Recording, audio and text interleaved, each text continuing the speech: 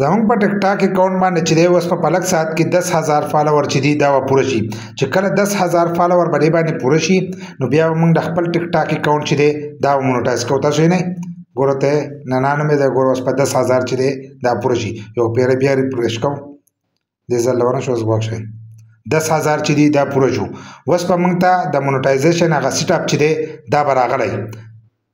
ګوره تاسو موږ حالت کې زو نو زمونږ هغه هر سره چې دی هغه موږ ته راغلی